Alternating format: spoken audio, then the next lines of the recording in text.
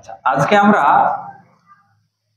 জিরান্ড এবং present participle সম্পর্কে আলোচনা করব। এটা খুবই একটা সমস্যাজনক জিনিস যে কোনটা জিরান্ড এবং কোনটা প্রেজেন্ট পার্টিসিপল, এই দুটোকে কিন্তু ডিফারেন্সিয়েট করাটা আমাদের অনেকের কাছে কিন্তু প্রায় অসম্ভব হয়ে যায়। তো আমরা আজকে শিখবো এমন একটা নতুন পদ্ধতিতে শিখবো যাতে করে এখানে যে এক্সাম্পল গুলো লেখা আছে অনায়াসেই বুঝতে পারি, বা এরকম আরো শত শত এক্সাম্পল দেওয়া থাকলেও কোনটা জিরান্ড এবং কোনটা প্রেজেন্ট পার্টিসিপল সেটাকেও বুঝতে পারবো, কোনো সমস্যা হবে না। তার আগে একটুখানি বলে নিই আমি যে এই যে এখানে যেমন প্রেজেন্ট পার্টিসিপল লেখা আছে, আসলে পার্টিসিপল তিন প্রকারের রয়েছে। একটা হচ্ছে প্রেজেন্ট পার্টিসিপল, আর একটা past participle, perfect participle. Past participle মানে ভার্বের 3 নম্বর ফর্ম থাকছে, পারফেক্ট পার্টিসিপলে হ্যাভিং প্লাস ভার্ব 3। কিন্তু যত রকমের সমস্যার গোড়া সেটা হচ্ছে প্রেজেন্ট পার্টিসিপল এবং জিরান্ড। কারণ প্রেজেন্ট পার্টিসিপলে ভার্বের প্রেজেন্ট ফর্মের সঙ্গে আইএনজি থাকে, জিরান্ডও ভার্বের প্রেজেন্ট ফর্মের সঙ্গে আইএনজি থাকে। তাহলে জিরান্ড জিনিসটা কি? ভার্বের প্রেজেন্ট ফর্মের সঙ্গে আইএনজি থাকবে এবং ওই আইএনজি যুক্ত ভার্বটা বা শব্দটা নাউন বা ভার্বের মতো আচরণ করে। মূলত কার মতো আচরণ করবে? মূলত আচরণ করবে নাউনের মতো। এবং প্রেজেন্ট পার্টিসিপলের ক্ষেত্রে ভার্বের সঙ্গে যে আইএনজি থাকবে ওই আইএনজি যুক্ত ভার্বটা বা ওয়ার্ডটা আচরণ করবে অ্যাডজেক্টিভ বা ভার্বের মতো। এগুলো হচ্ছে বইয়ের ভাষা, এগুলো আমরা বইয়ে অলরেডি পড়েছি। এবার এই আইএনজি যুক্ত যতগুলো শব্দ রয়েছে, বিশেষ করে যতগুলো ভার্ব ফর্মের সঙ্গে আইএনজি যুক্ত রয়েছে, এইগুলোকে আমরা এখন চিহ্নিতকরণ করতে শিখবো কোনটা জিরান্ড কোনটা প্রেজেন্ট পার্টিসিপল। যেমন প্রথম সেন্টেন্সে রয়েছে দে আর প্রিপেয়ারিং ফর এক্সাম। এখানে প্রিপেয়ারিং শব্দটা রয়েছে, এখানে সুইমিং রয়েছে, এখানেও সুইমিং, এখানে স্মোকিং, রিডিং, লিভিং বা লাইভিং, নেক্সট ওয়াকিং। এবার কথা হচ্ছে যে আমরা এগুলোকে কিভাবে বের করব, খুব সহজেই কিভাবে আমরা জিরান্ড এবং প্রেজেন্ট পার্টিসিপলটাকে আইডেন্টিফাই করতে পারবো, খুবই সহজ। সেন্টেন্স সাপেক্ষে সেই আইএনজি যুক্ত ভার্ব বা আইএনজি যুক্ত শব্দটা দ্বারা যদি কোনো কাজ করা বোঝায় তাহলে সেটা হবে প্রেজেন্ট পার্টিসিপল, এবং সেই আইএনজি যুক্ত শব্দটা সেন্টেন্স সাপেক্ষে যদি কোনরূপ কাজ করা না বোঝায় তাহলে সেটা হয়ে যাবে জিরান্ড। আমি দুটো লাইন বললাম, এই দুটো লাইনে শত শত জিরান্ড এবং প্রেজেন্ট পার্টিসিপলকে আইডেন্টিফাই করা যাবে। আবার বলছি, সেন্টেন্স সাপেক্ষে সেই আইএনজি যুক্ত শব্দ বা ভার্বটা যদি কাজ করা বোঝায়, সেটা টেন্স সাপেক্ষে হতে পারে। মানে আমি এক কথাই বললাম, সেন্টেন্স সাপেক্ষে যদি সেই আইএনজি যুক্ত ভার্বটা বা শব্দটা কাজ করা বোঝায়, মানে কাজ করছে এমনটা বোঝায়, তাহলে হবে প্রেজেন্ট পার্টিসিপল। যদি কোনো কাজ না করে তাহলে সেটা হয়ে যাবে জিরান্ড। তাহলে চলো একটা একটা করে আমরা দেখে নিই। দে আর প্রিপেয়ারিং ফর এক্সাম। এখানে প্রিপেয়ারিংটা হয় জিরান্ড রয়েছে আর না হয় প্রেজেন্ট পার্টিসিপল রয়েছে। তাহলে সেন্টেন্স সাপেক্ষে এই প্রিপেয়ারিং শব্দটা দ্বারা কোনো কাজ বোঝাচ্ছে কিনা, তাহলে তারা কি করছে? এখন প্রস্তুতি নিচ্ছে, মানে প্রস্তুত নেওয়ার কাজটা অনগোয়িং চলছে আর কি, অনগোয়িং আছে। তাহলে এই সেন্টেন্সে প্রিপেয়ারিং দ্বারা কি কোনো কাজ হওয়া বোঝাচ্ছে না বোঝায় না? অবশ্যই কাজ করা বোঝাচ্ছে। তাহলে এটা কি হবে? এটা হবে প্রেজেন্ট পার্টিসিপল। এটা হচ্ছে প্রেজেন্ট পার্টিসিপল। ঠিক একইভাবে আমরা এবার দেখে নেব second sentence. He likes swimming. সে সাঁতার পছন্দ করে বা সাঁতার কাটা পছন্দ করে। আচ্ছা, সে সাঁতার কাটা পছন্দ করে বা বললাম যে সে সাঁতার পছন্দ করে, তাহলে এখানে এই সুইমিং শব্দটার যে অর্থ, সেই অর্থানুসারে এই সেন্টেন্সে কি কোন রকমের কাজ বোঝাচ্ছে যে সাঁতার কাটছে, এরকম কিছু হচ্ছে? বলছে সাঁতার পছন্দ করে, বাট সাঁতার কাটার কাজটা এখনো চলছে না। তাহলে এইখানে এই সুইমিংটা কি হবে? সুইমিং হচ্ছে জিরান্ড। সুইমিংটা হচ্ছে জিরান্ড।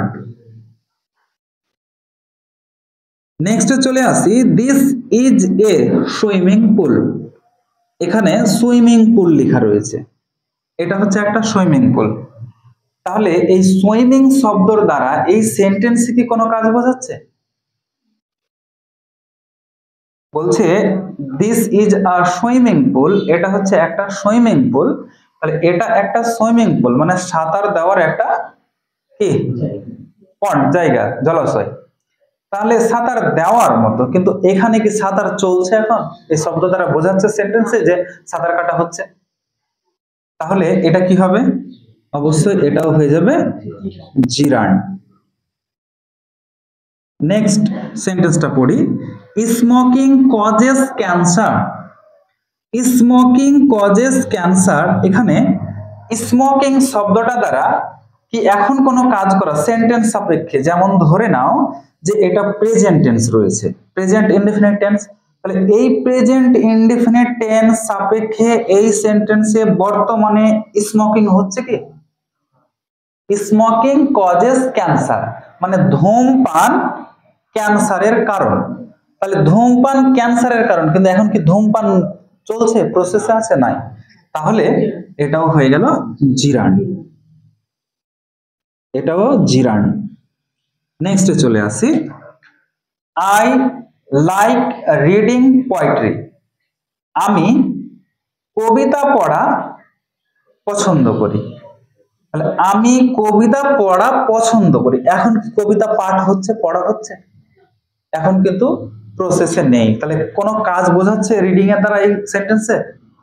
যদি এটা এমন হতো যে I am reading, he was reading, she was reading, they were reading, they had been reading for 2 hours, যদি এইগুলো থাকতো তাহলে কিন্তু সেন্টেন্স সাপেক্ষে পড়ছে, কাজ করা বোঝাতো। তাহলে এই সেন্টেন্সে কিন্তু কোনো কাজ করা বোঝাচ্ছে না। সুতরাং এখানে রিডিং শব্দটা হচ্ছে জিরান্ড। এটা কি? এটা হলো জিরান্ড। নেক্সটে চলে আসি। আই মিস লিভিং বা living, living in the city.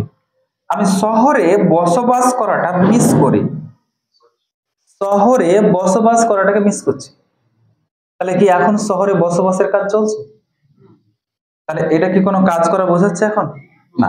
বসবাস একসময় করতে হয়তো, তো ওই বসবাস করাটাকে এখন মিস করছে। তাহলে এখন মিসের দ্বারা কাজ বোঝাচ্ছে, কিন্তু লাইভিং এর কোনো কাজ নাই এখানে। সুতরাং এই সেন্টেন্সে কোনো কাজ না থাকার কারণে এটা কি হবে? এটাও হয়ে যাবে জিরান্ড হয়ে যাবে। আর লিখছি না, ছোট ছোট হয়ে যাচ্ছে খুব। এটাও হচ্ছে জিরান্ড। নেক্সটে চলে আসি আমরা। Walking. Walking around the car. Walking around the car, they inspected the tires. Walking around the car মানে কারের চারিপাশে ঘুরে ঘুরে they inspected the tires, তারা গাড়ির যে টায়ার রয়েছে সে টায়ার গুলোকে পরিদর্শন করছিল বা পর্যবেক্ষণ করছিল, দেখছিল খতিয়ে। তাহলে তারা কিভাবে দেখছিল দেখে নাও, এখানে বলছে ওয়াকিং অ্যারাউন্ড দ্য কার, গাড়ির চারিপাশে হেঁটে হেঁটে। তাহলে সেন্টেন্স সাপেক্ষে এই শব্দটা দ্বারা যে জিনিসটা বোঝাচ্ছে সেটা কি হচ্ছে? এখন ওরা কি করছে? হাঁটছে। তাহলে হাঁটা একটা কাজ তো। তাহলে সেন্টেন্স সাপেক্ষে কি ওয়াকিং দ্বারা কাজ বুঝিয়েছে না বোঝায় না? অবশ্যই বোঝাচ্ছে। তাহলে এখানে ওয়াকিং শব্দটা কি হবে? ওয়াকিং শব্দটা হয়ে যাবে এখানে প্রেজেন্ট পার্টিসিপল। আচ্ছা, এই সমস্ত এক্সাম্পল গুলো ছাড়াও কয়েকটা এক্সাম্পল আমি লিখছি এখন। আচ্ছা, সি ওয়াজ লাফিং, সে হাসছিল, এটাও প্রেজেন্ট পার্টিসিপল। লাফিং too much is not good, মানে অতিরিক্ত হাসাটা ভালো না, হাসছে না তো এখন। তাহলে এটা হচ্ছে আচ্ছা playing card is prohibited here. Playing card Jiran, আচ্ছা ধরতে পারছো। তাহলে he is crying for help, crying present participle, সে সাহায্যের জন্য চিৎকার করছে। তাহলে অলরেডি তো চলছে কাজ, তাহলে এখানে কাজ বোঝাচ্ছে, ক্রাইংটা হচ্ছে প্রেজেন্ট পার্টিসিপল। আচ্ছা, reading poetry is a good thing, Jiran. আচ্ছা, she is reading a poetry, present participle. She is smoking, present participle. Giving is a good thing. Giving মানে কি? দান করা। Giving is a good thing. তাহলে giving, দান করাটা হচ্ছে একটা ভালো জিনিস। তাহলে এখানে তো দান করছে না এখন। তাহলে সেন্টেন্স সাপেক্ষে কাজ করা বোঝালে প্রেজেন্ট পার্টিসিপল, এবং যদি ওই শব্দটা দ্বারা কাজ করা না বোঝায় তাহলে হবে জিরাট। বাড়িতে প্র্যাকটিস করবে, মানেগুলো বুঝে বুঝে লিখবে যে ওর মানেটা কি, সেন্টেন্স সাপেক্ষে কোনো কাজ করা বোঝাচ্ছে কিনা। ঠিক আছে? তাহলে পাস্ট টেন্স থাকলে ওই টেন্স সাপেক্ষে ভাববো। যদি এরকম হয় যে হি ওয়াজ রাইটিং এ লেটার, সে একটি চিঠি লিখছিল, তাহলে সেন্টেন্স সাপেক্ষে এবার ভেবে দেখবো আমরা যে পাস্টে ওইখানে গিয়ে দেখবো যে সে কি করছিল, ওই রাইটিং এর দ্বারা চিঠি লিখছিল, তাহলে লেখা কাজ চলছিল সে সময়। মানে ওই জন্য বলা হয়েছে সেন্টেন্স সাপেক্ষে। সেন্টেন্স যদি প্রেজেন্ট হয় তাহলে প্রেজেন্টের সাপেক্ষে কাজ করা বোঝাচ্ছে কিনা, পাস্ট যদি হয় তাহলে পাস্টের সাপেক্ষে কাজ করা বোঝাচ্ছে কিনা, ফিউচার যদি হয় তাহলে ফিউচারের সাপেক্ষে কাজ করা বোঝাচ্ছে কিনা সেটা দেখতে হবে। যদি বলা হয়, যেমন ক্লাস 9-এ একটা লাইন ছিল যে it had been raining for 7 years, তাহলে রেইনিং 7 বছর ধরে বৃষ্টি হচ্ছিল, তাহলে রেইনিং কি হবে ওটা বলো? Present participle. প্রেজেন্ট পার্টিসিপল না, ওই আইএনজি যুক্ত শব্দটা নিতে হয়েছে এখানে। তাহলে ইট হ্যাড বিন রেইনিং, এখানে রেইনিং শব্দটা হচ্ছে বৃষ্টি হচ্ছিল, মানে সেন্টেন্স সাপেক্ষে বৃষ্টি চলছিল, তো তাহলে সেটা হচ্ছে প্রেজেন্ট পার্টিসিপল। ঠিক আছে? এই অবধি আশা করি এরপরে কোনো কনফিউশন থাকতে পারে না। তারপরে যদি কনফিউশন থাকে তাহলে জানালেই হবে।